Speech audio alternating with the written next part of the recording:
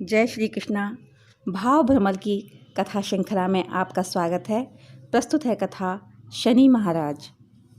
शमशान में जब महर्षि दधीचि के मांसपिंड का दाह संस्कार हो रहा था तो उनकी पत्नी अपने पति का वियोग सहन नहीं कर पाई और पास में ही स्थित विशाल पीपल वृक्ष के कोटर में 3 साल के बालक को रख दिया और स्वयं चिता में बैठकर सती हो गई। इस प्रकार महर्षि दधीचि और उनकी पत्नी का बलिदान हो गया। किंतु पीपल के कोटर में रखा बालक भूख प्यास से तड़प तड़प कर चिल्लाने लगा। जब कोई वस्तु नहीं मिली तो कोटर में गिरे हुए पीपल के फलों को खाकर वो पलने लगा।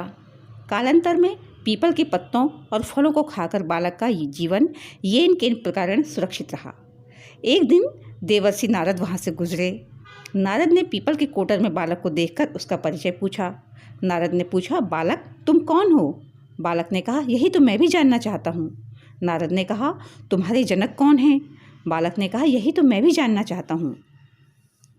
तब नारद ने ध्यान लगाकर देखा। नारद ने आश्चर्यचकित होकर बताया कि हे बालक, तुम तो महान दानी महर्षि दधीचि के पुत्र हो। तुम्हारे पिता की अस्थियों का वज्र बनाकर ही देवताओं ने असुरों पर विजय पाई थी। नारद ने बताया कि तुम्हारे पिता दधीचि की मृत्यु मात्र 31 वर्ष की वय में हो गई थी। बालक बोले, मेरे पिता की अकाल मृत्यु का कारण क्या था? नारद ने कहा, तुम्हारे पिता पर शनिदेव की महादशा थी। बालक ने कहा, मेरे ऊपर आई विपत्ति का कारण क्या था? नारद ने कहा, वही शनिदेव की महादशा। इतना बताकर देवर्षि नारद ने पीपल के पत्तों और गोंदों को खाकर बड़े होने वाले बालक का नाम पिप्पलाद रखा और उसे दीक्षित किया।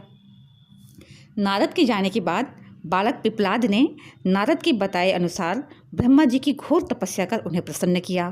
ब्रह्मा जी ने जब बालक पिप्पलाद से वर मांगने को कहा तो पिप्पलाद ने अपनी दृष्टि मात्र से ही किसी भी वस्तु को जलाने की शक्ति मांगी।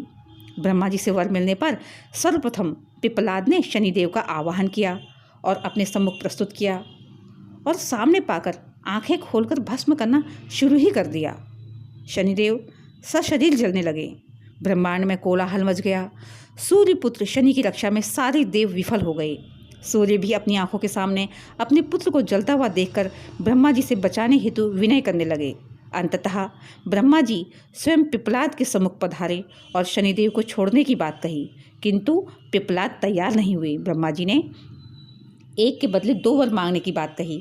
तब पिप्पलाद ने खुश होकर निम्नवत 2 वरदान मांगे। पहला वरदान मांगा कि जन्म से 5 वर्ष तक किसी भी बालक की कुंडली में शनि का स्थान नहीं होगा, जिससे कोई बालक मेरा जैसा अनाथ न हो। और नंबर 2, मुझ अनाथ को शरण पीपल के वृक्ष ने दी है, अतः जो भी व्यक्ति सूर्योदय के पूर्व पीपल वृक्ष पर जल चढ़ाएगा उस पर शनि की महादशा का असर नहीं होगा। ब्रह्मा जी ने तथास्तु कहकर वरदान दिया।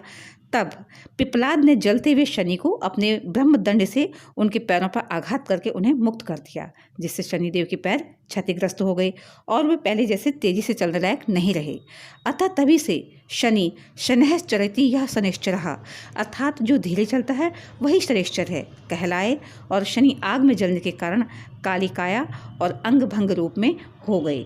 संप्रति शनि की मूर्ति काली है और पीपल की वृक्ष की पूजा का यही धार्मिक हेतु भी है। धन्यवाद।